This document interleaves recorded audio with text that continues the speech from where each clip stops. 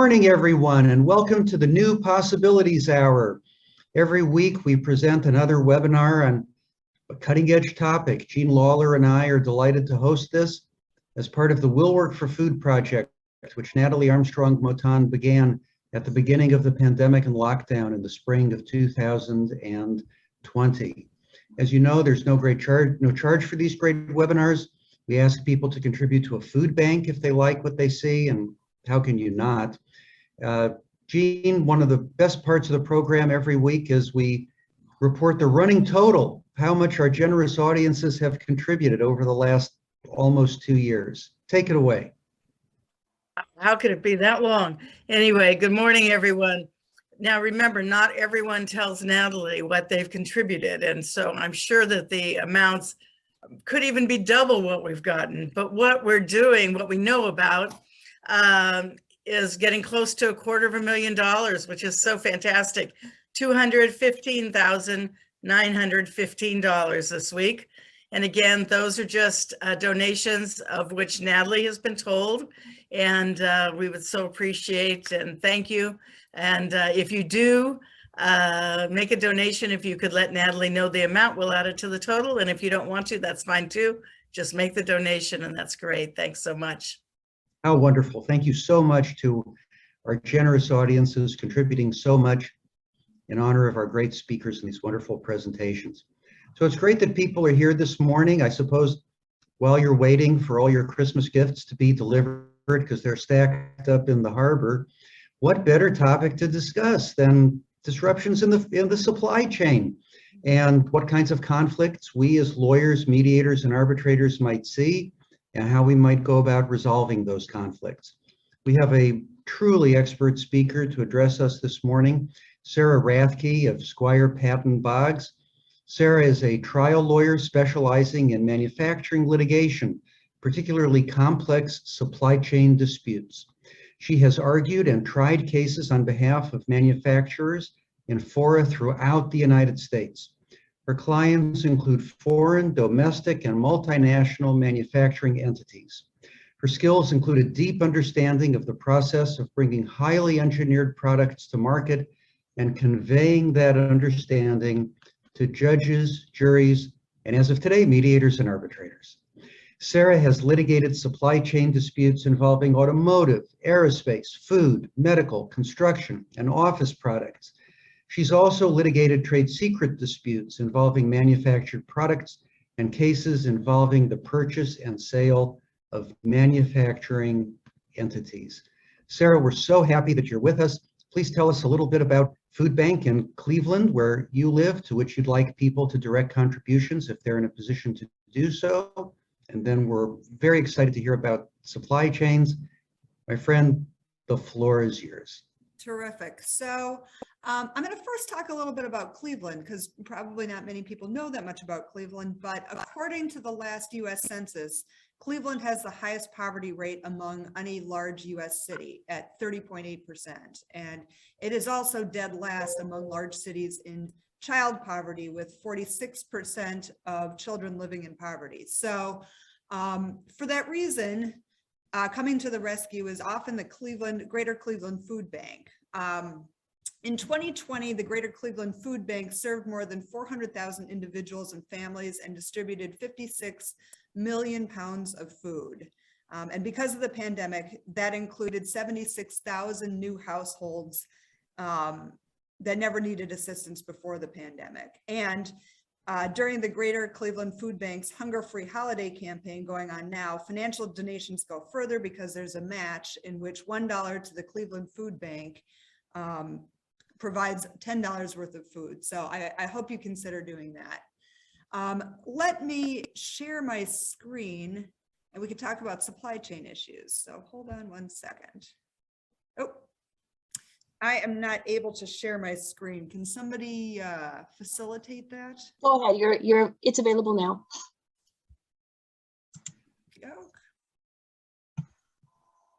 Perfect, great.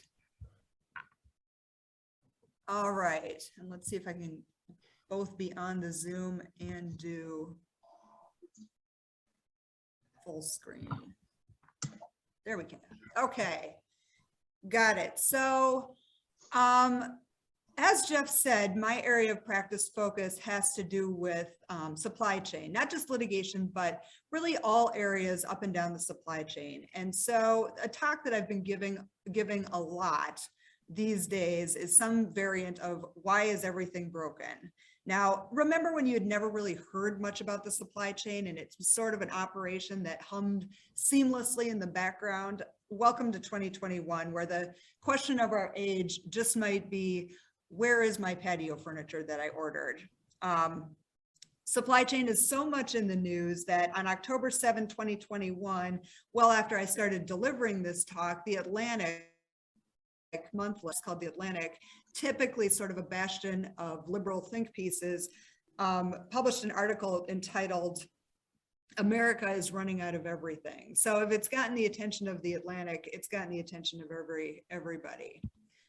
Here's a little bit about the Greater Cleveland Food Bank too. If I'm happy to share the slideshow after we're done. All right.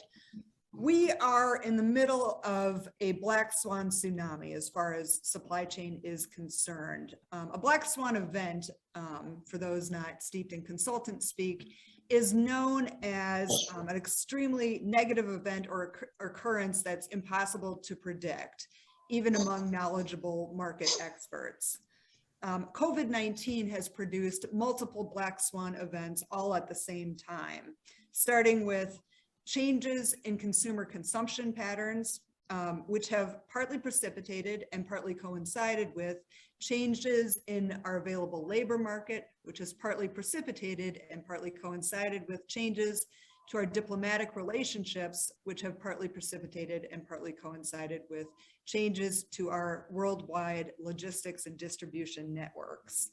We'll talk about these in a moment, but first let's talk about supply chains before COVID-19. Now, supply chains before COVID-19 were pretty much almost universally predicated on the concept of just-in-time manufacturing.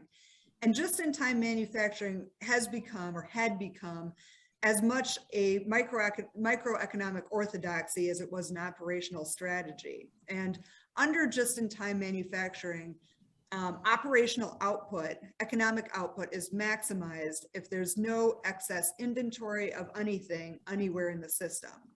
So instead, orders of goods and services along the supply chain are timed to meet a company's production schedule as close as possible so that the company does not have to store or care for excess inventory and to pay to store and care for excess inventory. And how much of anything is needed is typically determined by historical analytics that were relatively stable and predictable over time, coupled with the ability to make relatively minor short-term adjustments at the whim of the buyer. Just-in-time manufacturing is informed by and strongly linked to a manufacturing philosophy developed by Toyota called the Toyota Way, which was part of Japan's ascendancy as a manufacturing and engineering power in the 1980s, and which sought to rationalize all stages of manufacturing and production. So that's where that came from. The next operational precondition of supply chains before COVID-19 was the dominance of relatively harmonious free trade. And that principle comes from the notion after, so before the Cold War, before World War II, the US preference and policy was to establish trade rules, which basically meant tariffs on a worldwide basis and not on the basis of individually negotiated trade deals with other countries. During the Cold War, however, one of the ways that the United States set itself up in opposition to the Eastern Bloc was to start dispreferring communist countries. So that's what it started doing. The Cold War, of course, ended.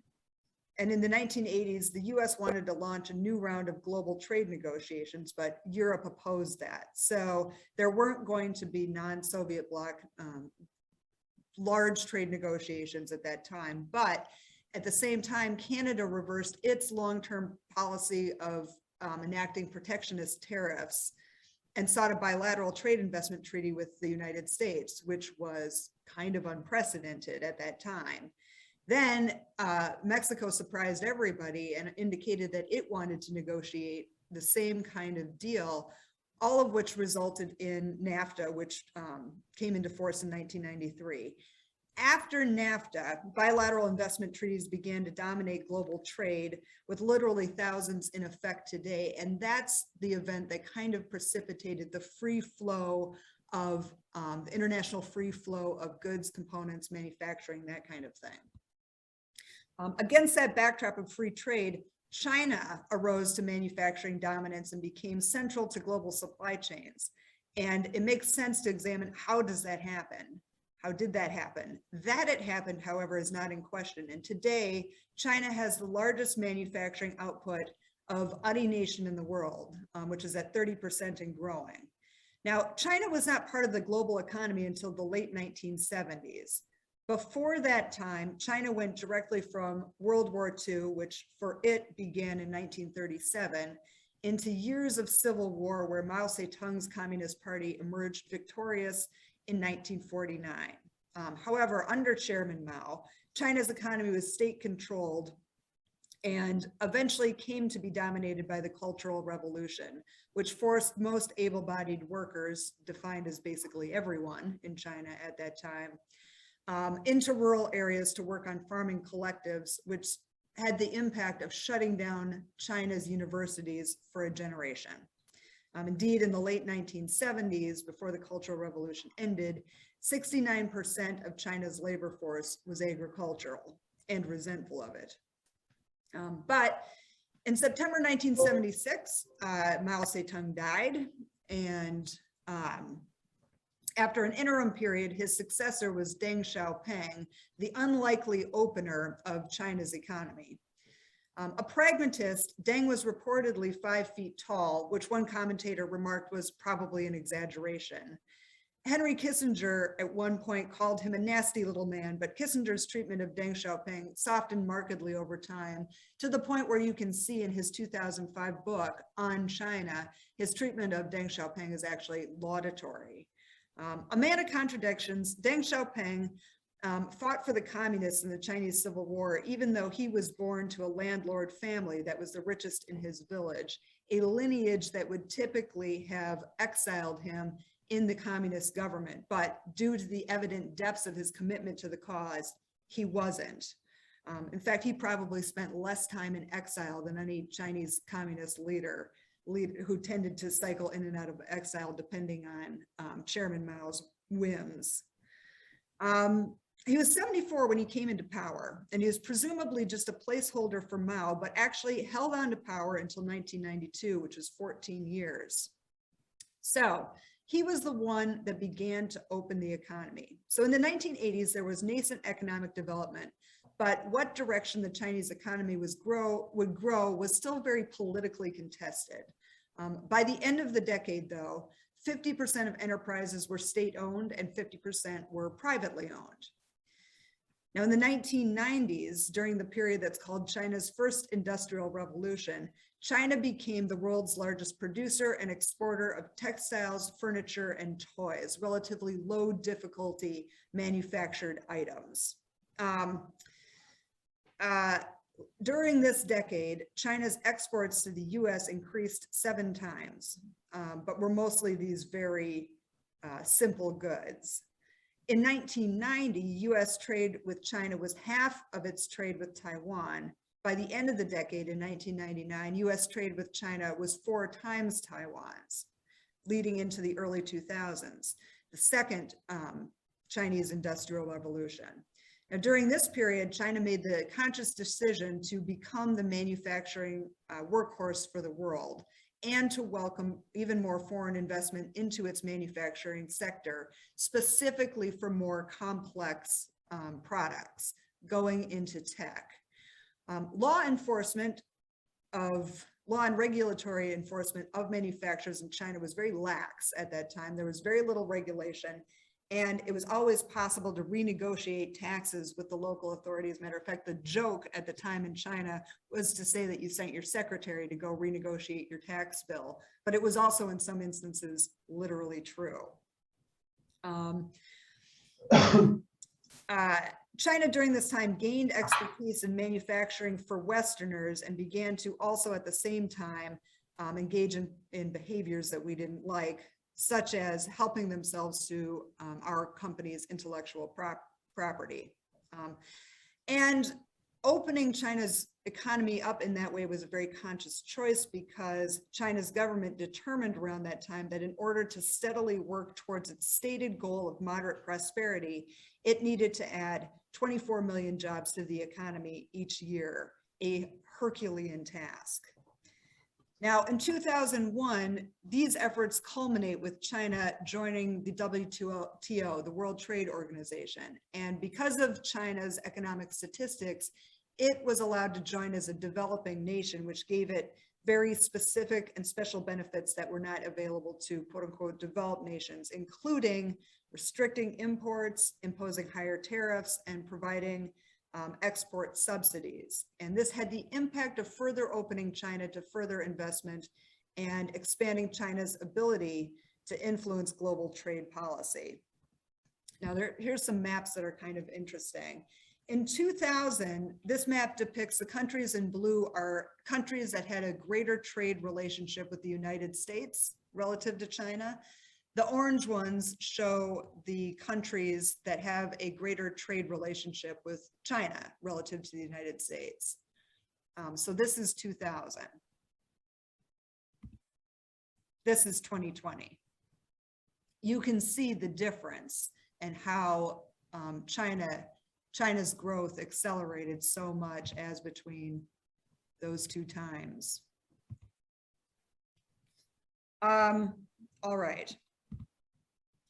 Now, the rise of China as a manufacturing power has been facilitated by a number of factors. First, as I mentioned, there was a national resolve that's enforceable to attain manufacturing excellence. And China's system of governance being non-democratic, it's much easier to kind of steer that ocean liner than it is in democratic countries.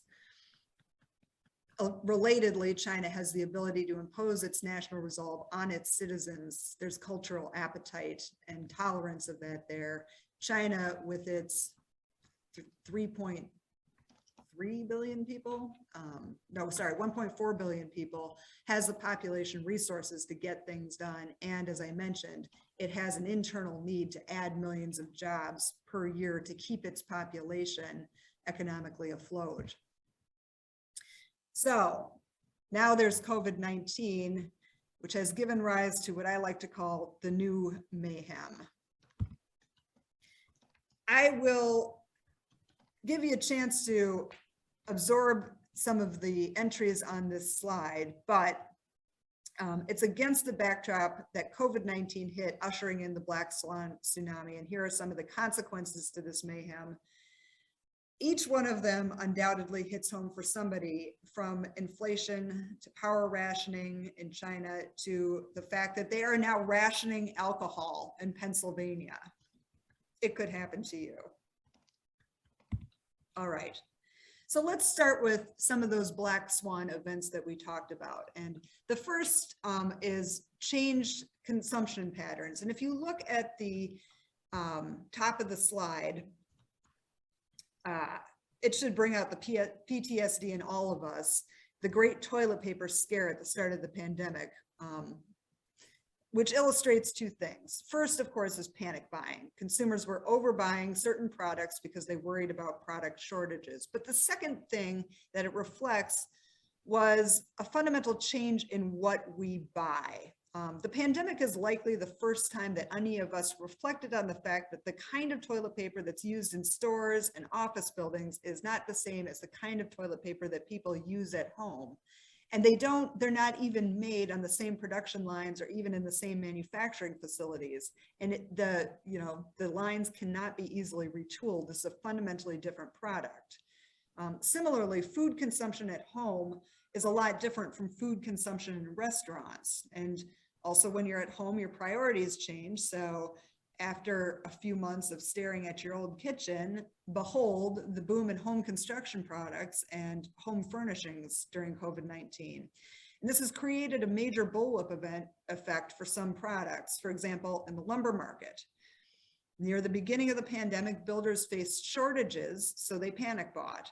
This drove prices up, which caused lumber manufacturers to increase production, but then when it evened out and due to construction firms over purchasing, demand for lumber went way down and so did the prices, and it's just been all over the place.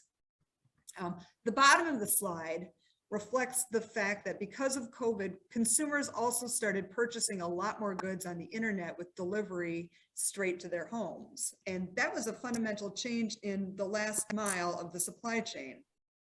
When consumers went to stores more often, the last mile was handled by consumers, and they, though nobody really reflected on it that way, they bore the cost of that last mile of delivery. Therefore, the way that sellers set up their distribution networks, it would be that sellers would make products in their manufacturing plants, ship to a small number of large distribution centers around the country, and ship from there to stores. It's very simple. With consumers buying on the internet for home delivery more often, however, stores became less useful, and consumers expected product manufacturers to take care of that last mile of delivery and change to product prices. So this required a more small scale distribution centers and more of them, and more truck delivery, all a fundamentally different operation. So the next black swan event was changes in available labor. So when COVID-19 hit, we were already midstream through the process of baby boomers retiring from the workforce.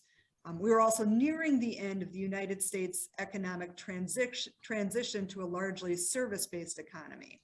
And meanwhile, when the pandemic hit, we had a situation where schools and childcare was suddenly not reliably available, making it very difficult for parents in particular, and especially mothers, to work. Indeed, today, women's participation in the workforce, those rates in the United States are as low as they've been since the early 1980s. So that is the major cause for the labor shortage that we are seeing now. I know there's, political talking points surrounding that. Those are mostly inaccurate. And meanwhile, there's a sudden surge in the need for specific types of workers, mostly in logistics and transportation. Leading to our third black swan event, the changes in our nationwide logistics network. And here I think it's helpful to simply offer a few statistics. First, the cost of shipping containers from China to the US East Coast has increased more than 50% from a year ago, according to Forbes. Shipping times have increased 83%. Second, shortages in port workers at Los Angeles and the Long Beach ports means a record-breaking 73 ships were unable to unload in September 19, 2021. And clearly I need to update my script. That was record-breaking at that time until October came, and it exceeded 80 ships.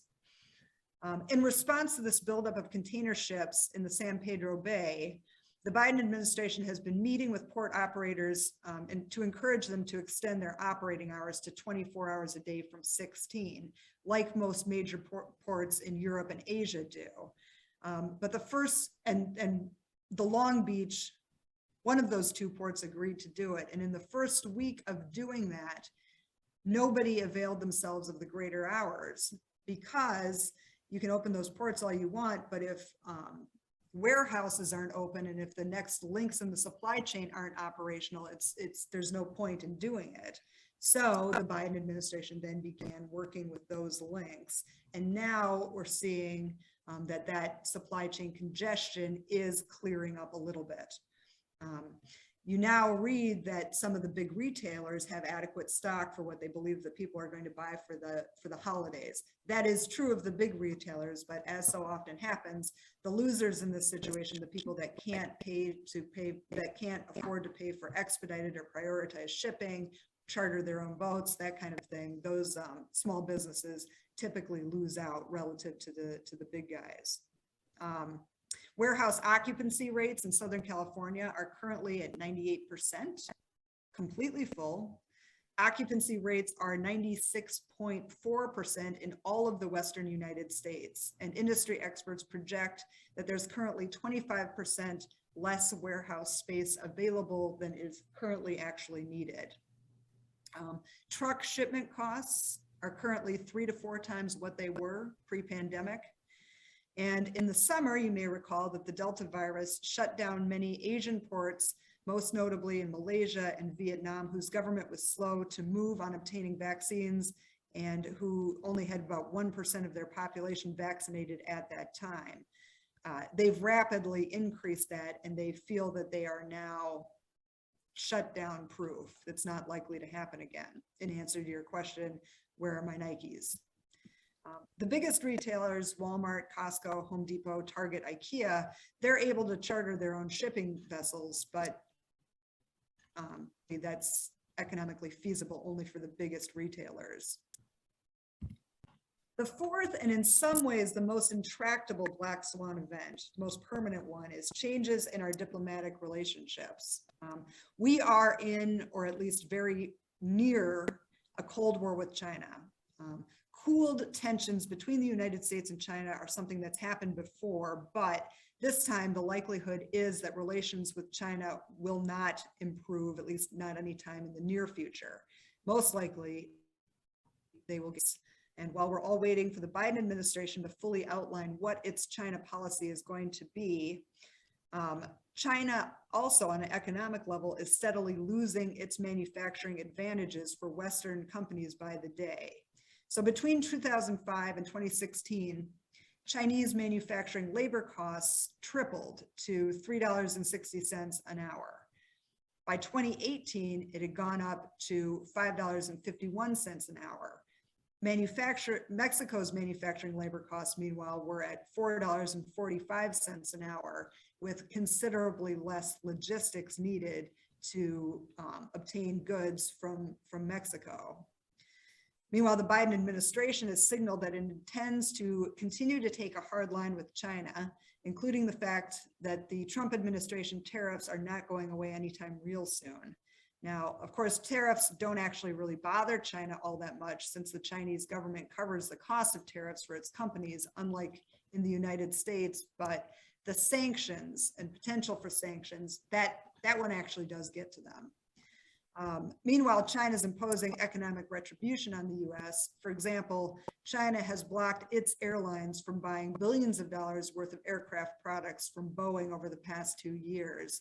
And while that looks like there may be some movement in those negotiations, that has hit some American companies very hard. China is doing this on purpose. It is fully aware that these changes will drive Western companies out, and it knows that it no longer can count on these economic relationships, although frankly, Chinese companies on the ground would prefer to have the relationships stay the way that they have been.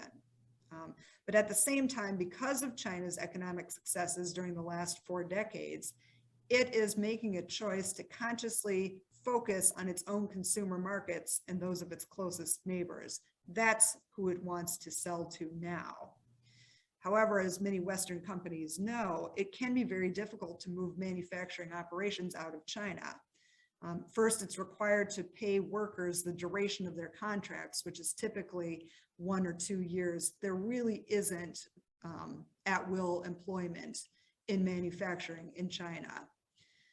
China has a law that indicates that typically production equipment and other infrastructure, factory infrastructure, cannot leave China.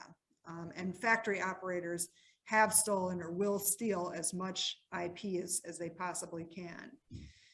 Meanwhile, for companies leaving China and going to other Asian manufacturers such as Vietnam, Malaysia, it's been reported that they should expect dramatically increased product defect rates, with Vietnam, at least in the beginning of the transition, this was reported sometimes as high as 40% of production will be defective.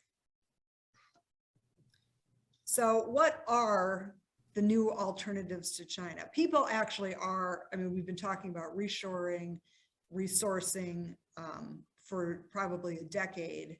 Statistically, there actually hadn't been that much movement on that until recently. So what are the alternatives to China? Now, whatever they are, it won't be like China.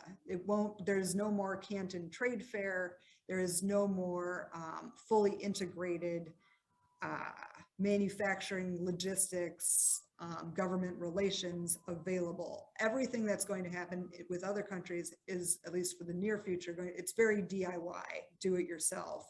Companies, therefore, seeking to do that are going to need to hire a lot more true international experts and have to attend much more frequently and much more consistently to their offshore manufacturing operations, which is not easy in a pandemic. Actually, let me start by saying Vietnam was hot at first, but after the port and production shutdowns of the last summer, something like 80% of companies that moved to their manufacturing to Vietnam from China, principally making low difficulty manufacturing items like textiles and shoes, have since left Vietnam. All right. So what are the hot alternatives?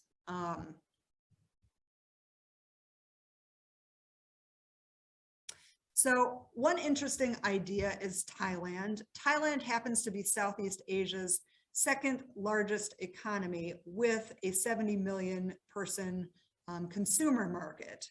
They are certainly not as wealthy as the United States, but they are doing pretty well. They have good investment policies. They have good transportation infrastructure, favorable geographic location with regard to ports, and they're making an effort, such as tax and non-tax incentives, particularly special 4-year visas for skilled workers from the West who need to come and oversee Vietnam or Thailand operations. They have started, like many countries do, with textiles and low difficulty manufacturing items. They are now moving and are probably qualified to start moving to more sophisticated tech manufacturing. Not as proficient as China by any stretch, but you have to start somewhere. Another interesting,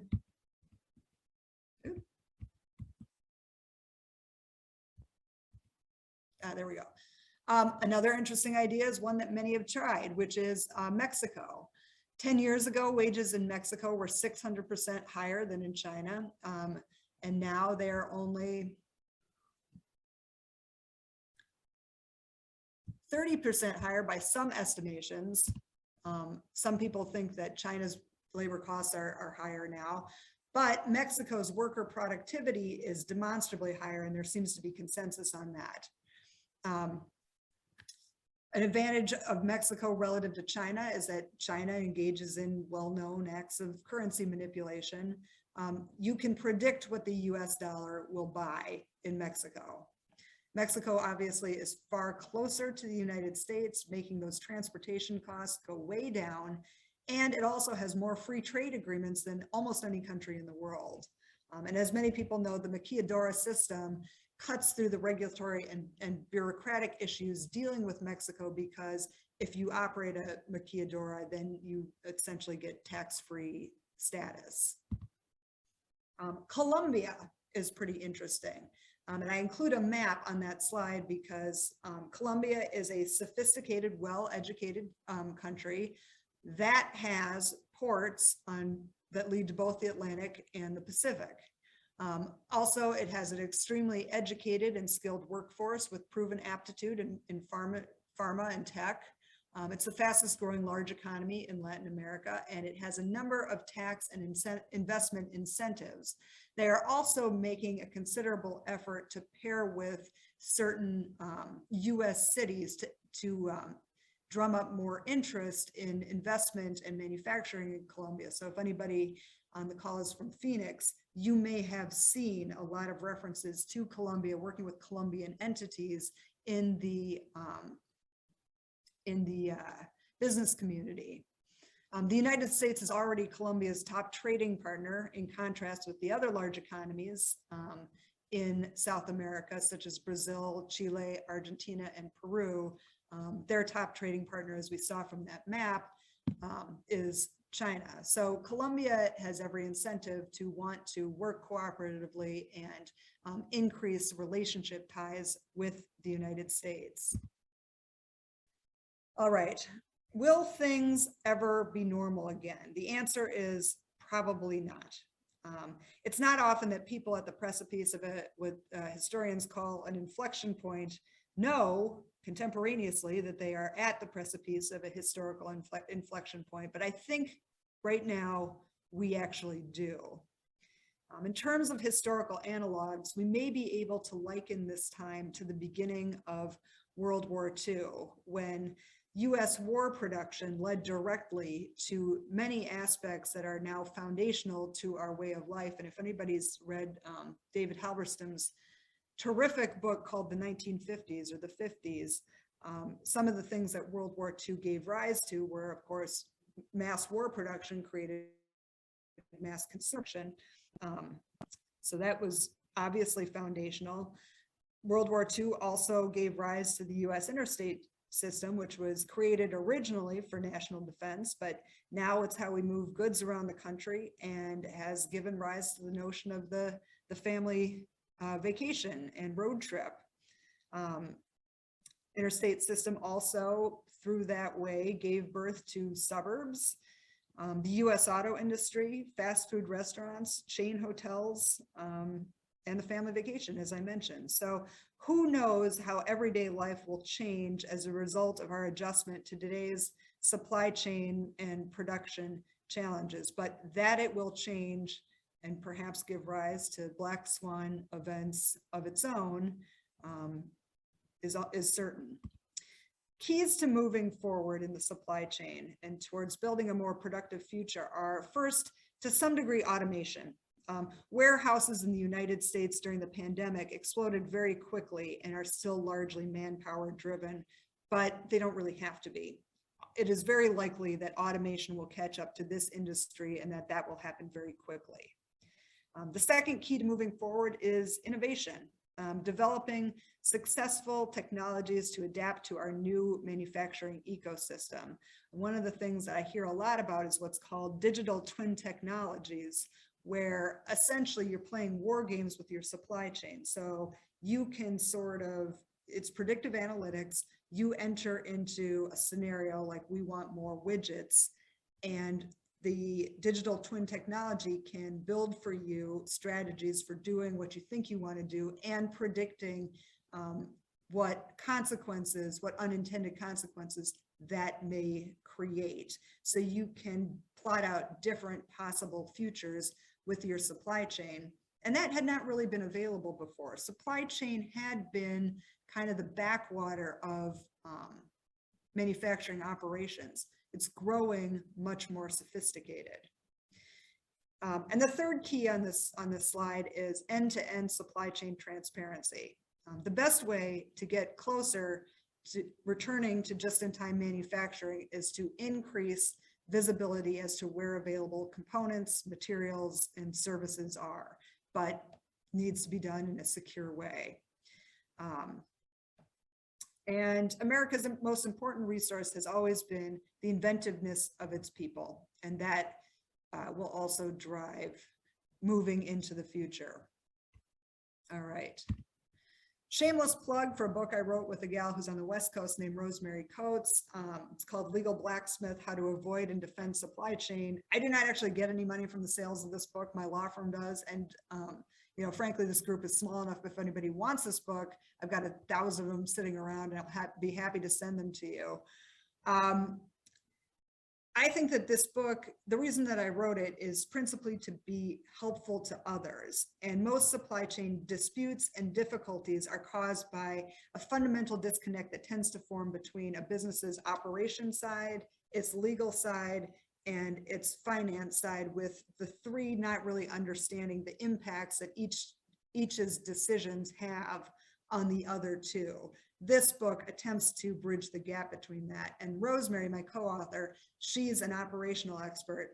I'm, of course, in the legal field. And so every chapter, pretty much every chapter, starts out with her writing an operational description of a common problem. And then me in the second half of each chapter discussing the legal implications of that operational reality. And so that's why we wrote that. Now I know we're a little bit before our time, so we do have time for questions, and I think I saw that there were some, so let me go through this. Yes, Sarah, thank you. That was really terrific. Let me start with a question. Sure. And that is, oftentimes when we mediate cases, we find that there are interesting issues behind the table, different constituencies within a client company, and we have to spend some time working on those as well. And you just alluded to that when you talked about different groups within companies, the sales organization, finance, and all the rest. Can you go into a little more detail on that and tell us about what we might be on the lookout for, what we perhaps should be more sensitive to in that regard? Yeah, sure. So oftentimes, and for this scenario, this is like, presume somebody is, a company is developing a sophisticated, very technologically complex product. The engineers working on that development will probably work with the people on the buyer side. So let's just say it's like an airplane component, an airplane engine component. The component engineers there'll be a contract between the parties executed by some guy 4 years out of law school and some other guy who's 7 years out of law school, without really a full understanding of what goes into the operation and engineering of that. So that contract will be executed, may or may not be shared with the actual engineers. It may or may not have enough flexibility to accommodate what the engineers need to do as they're developing this product. However, we'll have committed to a price ahead of time that may or may not accurately reflect all the R&D and development costs that go into that. That is a very common scenario. And then, if a part needs to be modified, if something needs to be changed, engineers will agree to do that without being aware of the legal impact of that. Is it a contract modification? That kind of thing. And meanwhile, finance has made its budget projections based on the anticipated contractual cost of that and is working from that, but that may or may not be a realistic cost depending on, how the parties work through changes or unanticipated realities. So that actually that very scenario is the one that brought Rosemary Coates, my co-author, and I together, because I had hired her as an expert witness to talk about supply chain issues in a case involving the purchase and supply of sophisticated aircraft engine components. So when you're trying to mediate or settle a case like that, is it likely that the mediator will be brought into the loop on these kind of internecine issues in a business or company? Yeah, a mediator could be brought into the loop. I mean, typically it's when a dispute has formulated to some degree, but companies do prefer to mediate if they can. Sometimes they can't.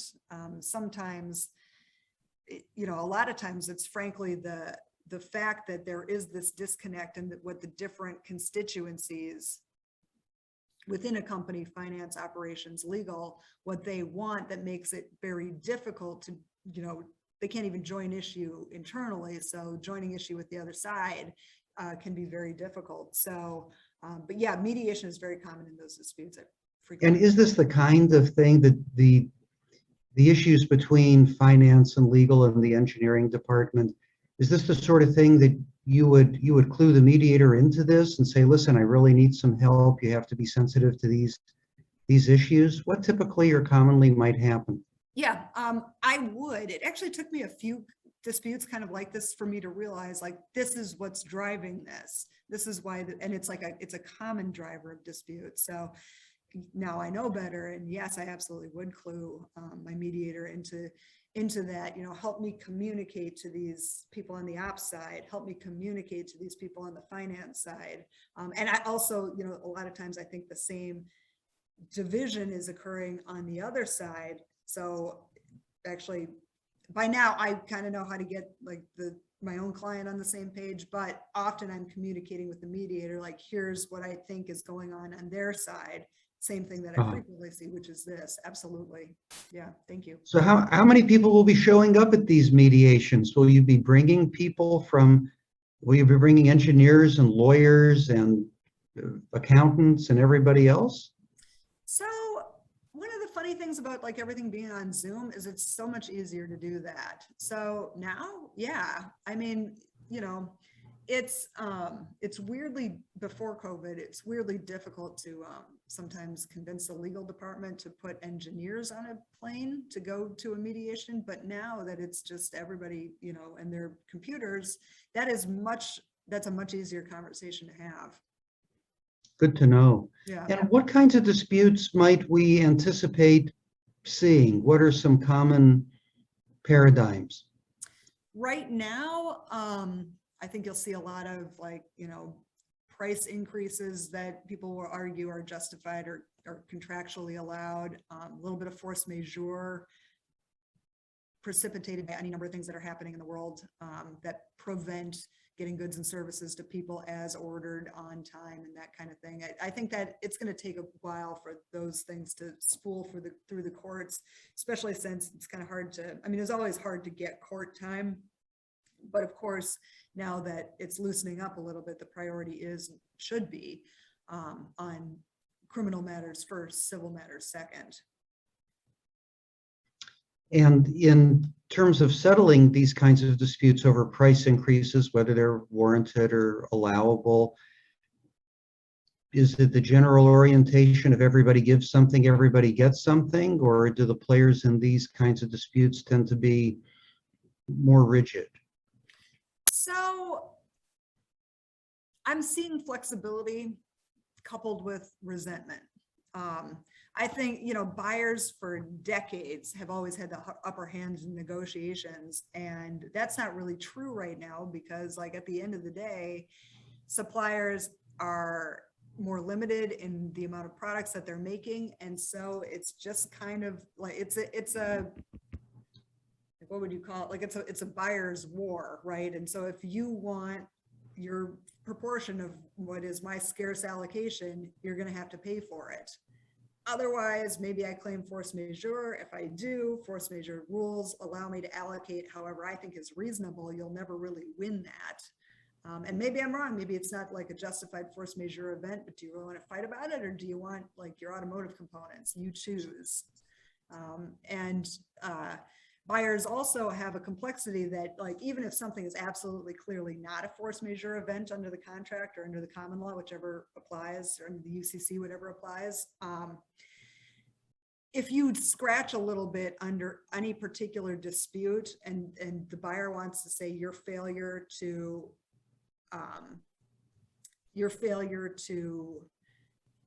provide parts is holding up my production line, scratch underneath that assertion a little bit, and if there's some other part there's scarcity of, there's no causation there. You can't actually prove that.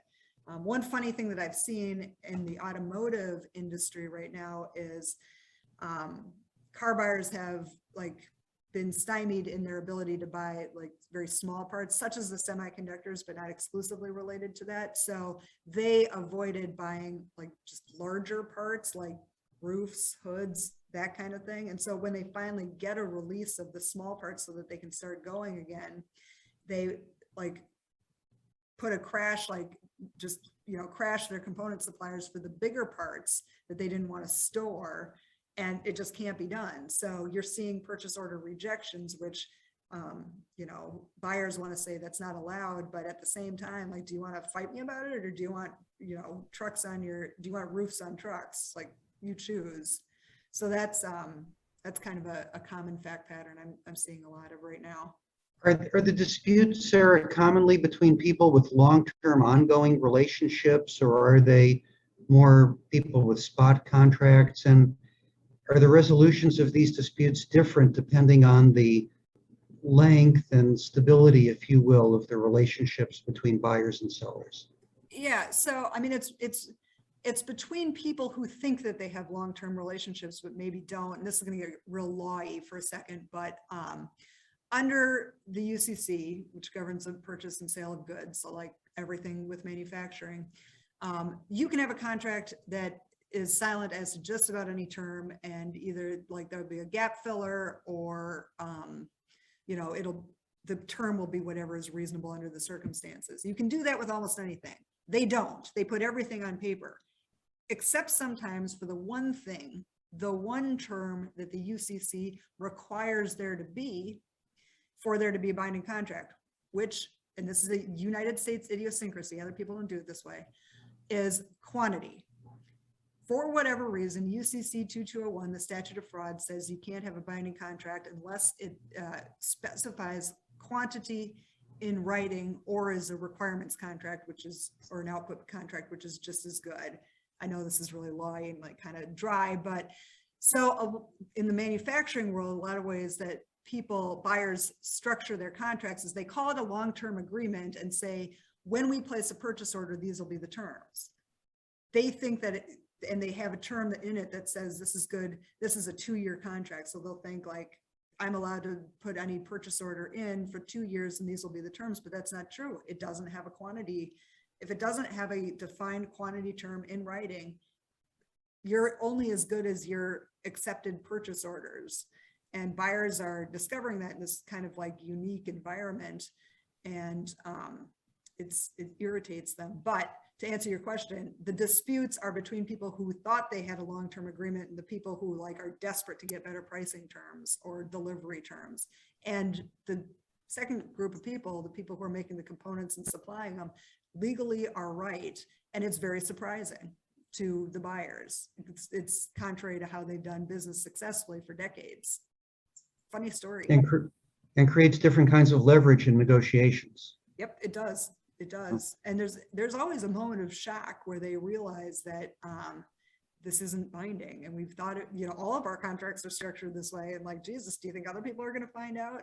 But you know, I maintain like running legal research on this with a couple of exceptions in Michigan from the recession, where you can tell just the Michigan court was reluctant to like not help the automakers at that time because they were in financial distress and their economy hinges on that. With the exception of a couple decisions from that time frame, every court is pretty much unanimous in saying, yeah, you don't have a contract. You have a contract if they accept your next purchase order, but you're not entitled to those terms. Well, that fits in very nicely with Deborah Hilton's question in the chat, and we'll get to Michael Lodge's question in just a moment. That Deborah asks that these are mutual value creating endeavors. Are you and your clients doing much to explore dispute prevention and systems for early engagement in these tripartite misunderstandings? So yes, there's a lagging effect between like when people find themselves in these disputes and when there's a renegotiation. So I think dispute resolution provisions and contracts are getting a little bit more specific and less boilerplate to try to do early intervention. I think that's I think you're right.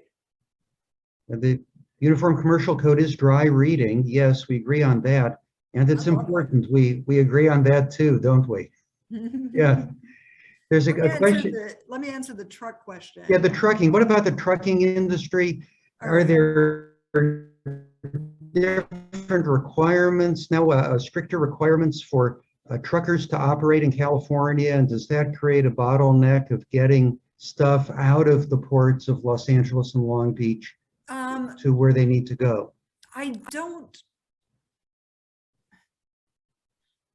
don't think there are more stringent trucker requirements like trucker training in California, but I do think that the emissions, you may have a point on the emissions. I think I have heard that. I think nationwide, the federal government has done some things to like expedite trucker training and qualifications so that there could be more truckers. And I know that they're starting to creep up. It's just not happening as fast as it could. And also, for whatever reason, I've read numerous times in the Wall Street Journal that like truckers prefer to work like very early morning hours and knock off at like in the early afternoon, and there's limits to how much they can drive a day. So that's another sort of headwind for this 24-hour-a-day logistics network plan that the Biden administration has.